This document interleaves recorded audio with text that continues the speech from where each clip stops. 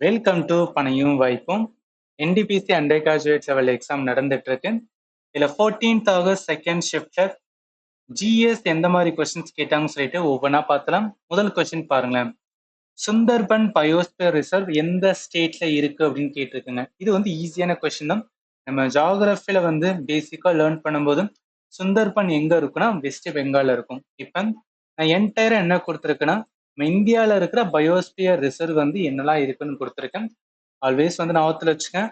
சிக்கிம்ல கஞ்சன்சுங்கா இருக்கும், அசாம்ல Manas, திப்புரு Saikhowa, Arunachal பிரதேஷ்ல தேகாங் and தேபாங், மேகாலயால நாக்ரக், west பெங்கால்ல Sundarban, ஒடிஷால Simlipal, Andhra பிரதேசல சிச்சாசலம், தமிழ்நாட்டுல gulf of மன்னர், அந்தமான்ல கிரேட் நிக்கோபார், அதே மாதிரி தமிழ்நாடு கேரளாவோட பாடல அகஸ்திய மலை வரும், கர்நாடகால நீலகிரி. ஆக்சுவலி நீலகிரி ஆனா 3 ஸ்டேட்டுமே வரும், கர்நாடகா, கேரளா அண்ட் தமிழ்நாடு இந்த பார்டர் ஏரியால வரும்.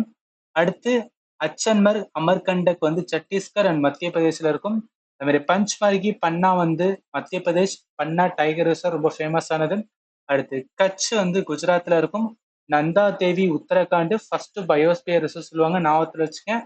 கோல்டு டெசர்ட் ஹிமாச்சல் பிரதேஷ், ரொம்பவே இம்பார்ட்டன்ட், ஞாபகத்தில் வச்சுக்கோங்க. சரி, அடுத்த கேள்வி பாருங்களேன். ஸ்டேட் ரீஆர்கனைசேஷன் கமிஷனோட மெம்பர் யாரு அப்படின்னு கேக்குறாங்க. இது என்னன்னா பாலிட்டில மேக்கிங் ஆஃப் த கான்ஸ்டியூஷன் சொல்லிட்டு வந்து ஒரு டாபிக் இருக்கும். அந்த டாபிக்ல வந்து ஸ்டேட் ரீஆர்கனைசேஷன் சம்பந்தப்பட்டதுல இம்பார்ட்டன்ட் ஒரு கமிஷன் ஃபசல் அலி கமிஷன் அப்படின்னு சொல்லுவாங்க. ஃபசல் அலி சேர்மனா இருப்பாரு, அதனாலே அந்த கமிஷனுக்கு பேரு ஃபசல் அலி கமிஷன் சொல்லுவாங்க. அவரோட சேர்த்து இன்னொரு மெம்பர் வந்து ஹிருதயா சுகுஞ்சாஸ் அப்படின்னு சொல்லுவாங்க, ஞாபகத்துல வச்சுக்கோங்க. அடுத்து ஏஎஸ்சி டபிள்ஐயோட ஃபுல் ஃபார்ம் வந்து கேட்டிருக்கேங்க. ஃபர்ஸ்ட் ஆஃப் ஆல் இது என்ன டாபிக் அப்படின்னு வந்து நான் சொல்லிடுறேன். அதாவது கம்ப்யூட்டர் டாபிக்ல இருந்து கொஸ்டின் எடுத்திருக்காங்க. ஏன் சொல்றேன்னா நான் கம்ப்ளீட் வந்து என்டிபிசி எக்ஸாமுக்கான ஃபண்டமெண்டல் வந்து டீச் பண்ணியிருந்தேன். அதுல டேட்டா ரெப்ரசன்டேஷன்ஸ், அதாவது ஃபைனல் டாபிக்கா இருக்கிற டேட்டா ரெப்ரசன்டேஷன். இதுல என்னன்னா எப்படி வந்து பைனரி, அதே மாதிரி டெசிமல், அதே மாதிரி ஹெக்ஸா டெசிமல், இந்த மாதிரிலாம் வந்து என்ன அப்படின்னு பார்த்தோன்னா கம்ப்யூட்டர் பிட்ஸை எப்படி சேஞ்ச் பண்ண முடியும்னு சொல்லிட்டு லேர்ன் பண்ணுவோம். அதான் டேட்டா ரெப்ரசன்டேஷன். அதுல ஃபைனல் இதா என்ன லேர்ன் பண்ணிருப்போம்னா American standard code for information interchange, இதுதான் ஏஎஸ்சிஐஐ அப்படின்னு வந்து சொல்லுவாங்க. இது ஏன் சொல்றேன் அப்படின்னா நம்ம லேர்ன் பண்ணிருக்கணும். ஜஸ்ட் என்னன்னு தெரிஞ்சிருந்தா மட்டும்தான் இந்த கொஸ்டினை வந்து கையே வைக்க முடியும். அப்ப என்ன என்டிபிஸ்ல எப்போதும் சொல்ற மாதிரி வந்து கம்ப்யூட்டர்ல இருந்து ஒரு 3ல இருந்து 4 கொஸ்டின்ஸ் வந்து கேட்கறாங்க. கொஞ்சம் வந்து இதுல இருக்கிற ரிவிஷன் பண்ணிட்டு போங்க, இம்பார்ட்டன்ட். இப்ப இந்த American standard code for information interchange எது சம்பந்தப்பட்டதுன்னா ஒரு கம்ப்யூட்டர் அண்டர்ஸ்டாண்ட் பண்ணணும்னா என்ன, அது பைனரியில மட்டும்தான் அண்டர்ஸ்டாண்ட் பண்ண முடியும்னு சொல்லுவாங்க. அதாவது 0 and 1 இது ரெண்டும் மட்டும்தான் என்னன்னா கம்ப்யூட்டருக்கு புரியும்னு சொல்லுவாங்க. பட் நம்ம ஹியூமன் வந்து என்ன டெசிமல் நம்பர் 1 2 3 4 நம்ம லேர்ன் பண்ணியிருப்போம். அப்படி கம்ப்யூட்டர் வந்து 0 0 1 1 இந்த மாதிரி போயிட்டே இருக்கும். இந்த மாதிரி போறதுல அவங்க என்ன சொல்லுவாங்கன்னா பிட் அப்படின்னு சொல்லுவாங்க. பிட்னா எய்தர் 0வா இருக்கும் ஆர் வந்து 1ஆ இருக்கும்னு சொல்லுவாங்க. விச் மீன்ஸ் என்ன, 0னா சிக்னல் ஆஃப்னு அர்த்தம், 1னா சிக்னல் ஆன்னு அர்த்தம். சிக்னல் டிரான்ஸ்ஃபர் அது வந்து பிட் அப்படின்னு சொல்லுவாங்க. பிட்டா டிரான்ஸ்ஃபர் ஆகும் ஏன்னா கம்ப்யூட்டர் புரிஞ்சுக்கிறதுக்கு. இந்த மாதிரிதான் என்ன அப்படின்னா நம்ம பார்க்குற எல்லாமே, அதாவது நீங்க எப்படி பார்க்கணும்னா கம்ப்யூட்டர் உருவாக்கும் போது எந்த மாதிரி திங்க் பண்ணியிருப்பாங்கன்னு யோசிச்சு பாருங்க. அந்த டைம் எப்படி இருக்குன்னா இப்போ ஒரு இமேஜ் வந்து பார்க்குறோம்னு வச்சுக்கலாம், அது எல்லாமே என்னன்னா கம்ப்யூட்டர் எப்படி புரிஞ்சுக்கணும்னா 0 1 0 1 தான். பட் திரும்பி வரும்போது நம்ம ஹியூமன் அண்டர்ஸ்டாண்ட் பண்ணணும்ல, அது எந்த மாதிரி கன்வெர்ட் பண்ணுவாங்க அப்படின்னு பார்த்தோன்னா அதை வந்து டெசிமல், அதே மாதிரி வந்து ஹெக்ஸா டெசிமல் நம்பர் இந்த மாதிரி கன்வெர்ட் பண்ணுவாங்க. கொஞ்சம் டெக்னிக்கலா போக வேண்டியது இருக்கும், அதுல தேவையில்லை. என்னன்னு மட்டும் தெரிஞ்சுக்கலாம். நம்ம ஒன்று கம்ப்யூட்டர்ல பாக்குறோம்னா இந்த கம்ப்யூட்டர்ல பாக்குற எல்லாமே கம்ப்யூட்டர் அண்டர்ஸ்டாண்ட் பண்றது பைனரி 0 or 1 தான். அது திரும்பி வரும்போது அவுட்புட்டா வரும்போது அது நம்ம அண்டர்ஸ்டாண்ட் பண்ணணும்ல. இப்போ ஒருத்தவங்க கோடிங் போறாங்கன்னா அவங்க கோடிங் போறதுக்கு என்ன ஒரு பேட்டர்ன் அண்டர்ஸ்டாண்ட் பண்ணணும். அதுக்காக என்ன பண்ணிருப்பாங்கன்னா ஒரு ஸ்டாண்டர்டான கோடை வந்து அமெரிக்கன் வந்து உருவாக்கியிருப்பாங்க. அதனாலதான் இது வந்து கொஸ்டினா வந்து கேட்டிருக்காங்க. அடுத்து போமா, இந்த கொஸ்டினுக்கு ஆன்சர் வந்து American standard code for information interchange. சரி, அடுத்து வாங்க. அடுத்த கொஸ்டின்ஸ் அப்படின்னு பார்த்தோன்னா ஸ்டேட் அசம்பிளில மேக்ஸிமம் நம்பர் ஆஃப் சீட் வந்து எவ்வளவு இருக்குன்னு கேட்டிருக்காங்க. 500 சீட் இருக்கும். இது வந்து கரண்ட் அஃபேர் பேஸ்ட் கொஸ்டின், அதாவது கரண்ட் அஃபேர்ல இருந்ததுனால ஃபண்டமெண்டலா பாலிட்டில எடுத்திருக்காங்க. இப்ப லோக்சபால வந்து மேக்ஸிமம் சீட் எவ்வளவுனா 552 இருந்தது. பட் என்ன பண்ணிருப்பானா இந்த 2 சீட் வந்து ஆங்கிலோ இந்தியனுக்கு இருந்திருக்கும். அந்த 2 சீட்டு வேணான்னு சொல்லி அடிச்சுட்டு இப்போ டோட்டலா எவ்வளவு இருக்குன்னா 550 தான் வந்து மேக்ஸிமம் சீட் இன் லோக்சபா. ஸ்டேட் அசம்பிளில 500 ஞாபகத்துல வச்சுங்க. இது கொஞ்சம் வந்துன்னா டவுட்ஃபுல்லா நம்மளுக்கு கன்ஃபியூஷன் ஆகும். அதனால சொல்றேன். அடுத்து இந்தியாவோட HDI ஸ்கோர் கேட்குறாங்க. HDI என்ன? Human development index. இதை யாரு ரிலீஸ் பண்ணுவாங்கன்னா UNDP, United Nation Development Programme. Every year என்ன பண்ணுவாங்கன்னா ஹியூமன் டெவலப்மெண்ட் இண்டெக்ஸை வந்து ரிலீஸ் பண்ணுவாங்க. அதுல ஒவ்வொரு ஸ்டேட்டுக்குமே என்ன அப்படின்னு பார்த்தோன்னா மேக்சிமம் 1 அதுதான் இருக்கிறதுலே வந்து டாப் அப்படின்னு சொல்றது. அதே மாதிரி 1க்கு கீழே அது 0. இந்த மாதிரி வரும். நம்ம இந்தியாவோட ஸ்கோர் என்ன 0.685. இது என்னன்னா கரண்ட் அஃபேர்ல இருந்ததுனால கேட்டிருக்குங்க. இல்லை ரொம்ப ரொம்ப ஃபேக்சுவல். இந்த மாதிரி கொஸ்டின் எக்ஸாம்பிள கேட்குறாங்கன்னா ஜஸ்ட் யோசிக்காம என்ன பண்ணுன்னா ஸ்கிப் பண்ணுங்க. இதெல்லாமே யாருமே என்ன பண்ண முடியாதுன்னா மைண்ட்ல வச்சுக்கிற முடியாது.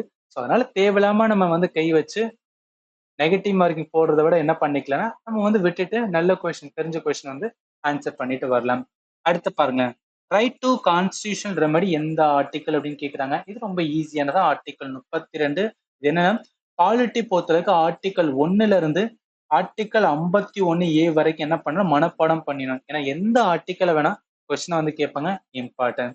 அடுத்து டிஆர்டிஓட பிஎஸ்எல்வியோட கனெக்ஷன் பத்தி வந்து கேட்டிருக்காங்க. பிஎஸ்எல்வி என்ன? போலார் சேட்டலைட் லான்ச் வெஹிக்கிள் அப்படின்னு சொல்றது. இட்ஸ் ரிலேட்டட் டு வந்து ஸ்பேஸ் லான்ச் சிஸ்டம் சொல்லுவோம். ஸோ அதனால வந்து இதுதான் வரும். அடுத்து போமா. அடுத்து ஆப்ரேஷன் சிந்தூர் வந்து எந்த மினிஸ்ட்ரி கண்டக்ட் பண்ணான்னு கேட்டிருக்காங்க. இந்த ஆப்ரேஷன் சிந்தூர் ரிலேட்டடா நீங்க வந்து கூகுள்ல போட்டு கூட என்ன பண்ணிக்கலாம் கொஞ்சம் பார்த்துட்டு போங்க. ஏன்னா இது வந்து அப்கமிங் எக்ஸாமுக்கு ரொம்ப வந்து இம்பார்ட்டன்டான ஏரியா கேட்கலாம். ஏன் சொல்றேன்னா என்டிபிசி பொறுத்தளவுக்கு டிஃபென்ஸ் ரிலேட்டடா நிறைய கொஸ்டின்ஸ் வந்து கேட்குறாங்க. அதுவும் ஆப்ரேஷன்ஸ் வந்து ரொம்ப ஃபேமஸ் சக்சஸ். இங்கிட்ட பார்த்தாலும் வந்துன்னா ஒரு பிரைம் மினிஸ்டர் சொல்லிட்டு இருக்காங்க. ஸோ அதனால வந்து இது கேட்கலாம். அதனால தான் மினிஸ்ட்ரி ஆஃப் டிஃபென்ஸா என்ன பண்ணியிருப்பாங்கன்னா இது வந்து கண்டக்ட் பண்ணியிருப்பாங்க. அடுத்து அந்தமான நிக்கோபார்ல இருந்து செப்பரேட் பண்றதுக்கு வந்து ஒரு சேனல்ஸ் இருக்கும். அது என்ன 10 டிகிரி சேனல். அதாவது இங்க இருக்கு பாருங்க. இப்ப அந்தமான் வந்து இங்க இருக்கு, நிக்கோபார் இங்க இருக்கு. இந்த இடத்துல என்னன்னா 10 டிகிரி வந்து வரும். அதாவது என்ன ஈக்குவேட்டர்ல இருந்து ஒவ்வொன்றுக்கும் ஒரு டிகிரி சொல்லுமா, அதுல 10 டிகிரி சேனல் தான் வந்து என்ன பண்ணும் ரெண்டையும் வந்து பிரிக்கும். ஞாபகத்துல வச்சுக்கலாம். அடுத்து பாருங்க, அடுத்து பீகார்ல இருக்கிற ஃபேமஸான பெயிண்டிங் என்னன்னு சொல்லி கொஸ்டினா கேட்டிருக்காங்க. என்ன டாபிக் அப்படின்னு கேட்டீங்கன்னா ஸ்ட்ராட்டஜிக்கில வரும். அது என்ன ஸ்ட்ராட்டஜிக்கு அப்படின்னு கேட்டீங்கன்னா இப்போ folk dance, classical dance, census, books and நாதர், ஃபெஸ்டிவல், இம்பார்ட்டன்டான ஆர்ட் பர்சனாலிட்டி, இதெல்லாம் ஸ்டாட்டிக் ஜிகே சொல்லுவாங்க. அதுல ஃபோக் பெயிண்டிங் வந்து கொஞ்சம் இம்பார்ட்டன்ட். அதை வந்து என்னன்னா இதுல வந்து கேட்டிருக்காங்க.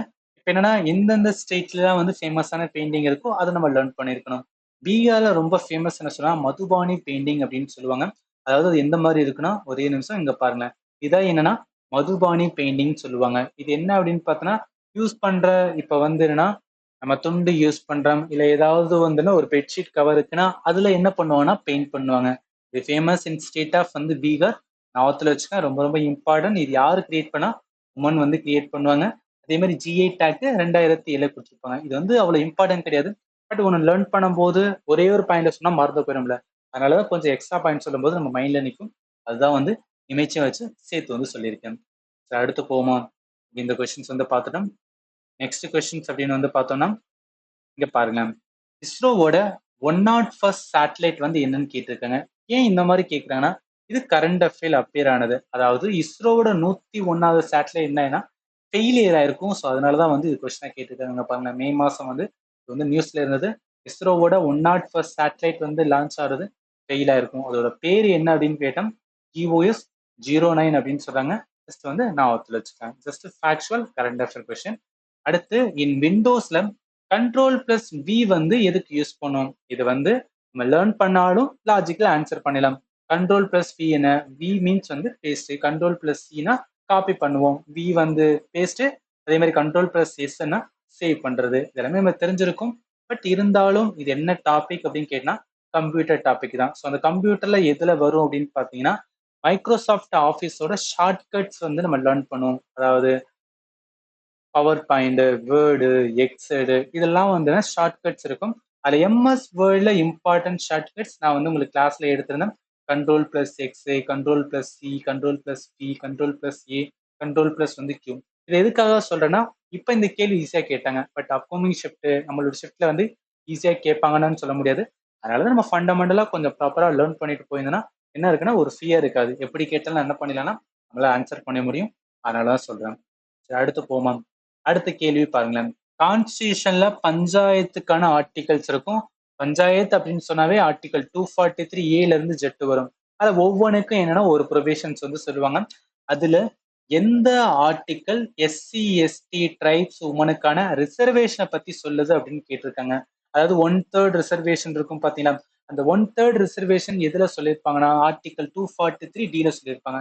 இது கொஞ்சம் டஃப்பான கொஸ்டின். ஏன் சொல்லணும், உங்க பேசிக்கா கேட்காம உள்ள போய் அதுல பர்டிகுலரா எந்த ப்ரொவிஷன் ஆர்டிகல் வந்து இது சொல்லும் அப்படின்னு கேக்குறாங்க. அதனால இதுல ரிலேட்டட் என்னன்னா கொஞ்சம் வந்து பாத்துக்கங்க, இம்பார்ட்டன்ட். அடுத்து போவோமா. அடுத்த கொஸ்டின்ஸ் அப்படின்னு பார்த்தோன்னா, அடுத்து என்ன கேட்டிருக்காங்கன்னா, இந்த 42nd கான்ஸ்டியூஷன் அமெண்ட்மெண்ட்ல என்ன பண்ணிருப்பாங்கன்னா, சப்ஜெக்டை ஸ்டேட் லிஸ்ட்ல இருந்து இருந்ததை கன்கரண்ட் லிஸ்ட்டுக்கு மாத்திருப்பாங்க. அது என்னென்ன லிஸ்ட் அப்படின்னு வந்து கேட்டிருக்காங்க. இது கொஞ்சம் இம்பார்ட்டன்ட். பாலிட்டில நம்ம இம்பார்ட்டன்ட் அமெண்ட்மெண்ட் லேர்ன் பண்ணும்போது இந்த 42nd வந்து லேர்ன் பண்ணுவோம். இது என்ன சொல்லுவாங்கன்னா ஒரு மினி கான்ஸ்டியூஷன் அப்படின்னு கூட வந்து சொல்லுவாங்க. ஏன்னா நிறைய சேஞ்சஸ் வந்து கான்ஸ்டியூஷன் இதன் மூலம் வந்து பண்ணிருப்பாங்க. அதுல ஒரு இம்பார்ட்டன்ட் ஒரு 5 சப்ஜெக்ட் வந்து ஸ்டேட் லிஸ்ட்ல இருந்திருக்கும். அதை கன்கரண்ட் லிஸ்ட்டுக்கு மாத்திருப்பாங்க. அது என்னலாம் பாருங்க. Education, forest, weight and measure, protection of wild animal and birds, administration of justice. இந்த 5 எதுக்கு கீழே இருக்குன்னா இப்போ வந்து கன்கரண்ட் லிஸ்ட். கன்கரண்ட் லிஸ்ட்னா என்ன, ஸ்டேட் கவர்மெண்ட் அதுக்கு லா மேக் பண்ணுவாங்க, சென்ட்ரல் கவர்மெண்ட் லா மேக் பண்ணுவாங்க. 2 பேரும் லா மேக் பண்ற அந்த கெப்பாசிட்டி, அந்த பவர் கொண்டதான் கன்கரண்ட் லிஸ்ட் அப்படின்னு சொல்றது. இம்பார்ட்டன்ட், ஞாபகத்துல வச்சுங்க. அதனால என்ன வரும்னா இங்க பாருங்க, education, forest, production of wild animal and bird, administration of justice.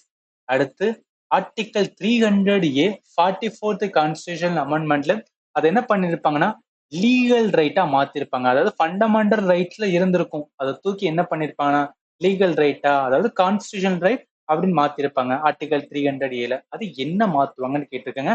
Right to property. ஏன்னா ரைட் டு ப்ராப்பர்ட்டி பிரச்சனை இருக்குன்னு சொல்லிட்டு அதை ஃபண்டமெண்டல் ரைட்ல வைக்க வேணாம். ஏன்னா கவர்மெண்ட்டுக்கு ஏதாவது வந்து ஒரு ஸ்கீம் வருதுன்னா ஒருத்தவங்கள ப்ராப்பர்ட்டி வந்து கேட்க போனா என்னன்னா அவங்க டைரக்டா என்னோட ஃபண்டமெண்டல் ரைட்ஸ் ஃபைலிட்டான்னு சொல்லிட்டு கோர்ட்டுக்கு போறாங்க. அதை ஸ்டாப் பண்றதுக்கு என்ன பண்ணுப்பாங்க, ரைட் டு ப்ராப்பர்ட்டியை ஃபண்டமெண்டல் ரைட்ஸ்ல இருந்து எடுத்து நார்மல் கான்ஸ்டியூஷன் ரைட்ல வச்சிருப்பாங்க. அதுதான் ஆர்டிகல் 300A. ஞாபகத்துல வச்சுக்கோங்க. அடுத்து போவோமா. அடுத்த கொஸ்டின் பார்த்தோன்னா ஜஸ்ட் இது மட்டும் கொடுத்துருக்கேன். இதெல்லாம் சென்ட்ரல் கவர்மெண்ட் யூனியன் லிஸ்ட்ல வரும், இதெல்லாம் கன்கரண்ட் லிஸ்ட்ல இருக்கு, இதெல்லாம் ஸ்டேட் லிஸ்ட்ல இருக்கு. ஞாபகத்துல வச்சுங்க, ஸ்டேட் லிஸ்ட்னாவே போலீஸ், ட்ரேடு, அக்ரிகல்ச்சர், இரிகேஷன், இந்த 4 தான் இருக்கு. மிச்சது எல்லாமே என்ன அப்படின்னு பார்த்தோன்னா யூனியன் பார்த்தோன்னா defence, banking, currency, foreign affair, communication, concurrent education, forest, trade, marriage, adoption and வந்து சக்சஷன். பட் இதுல கொஞ்சம் எக்ஸ்ட்ரா இருக்கிற மாதிரி இருக்கும். பட் 42nd என்ன ஆட் பண்ணாங்களோ அது இந்த இடத்துல கொடுத்துருக்கேன்.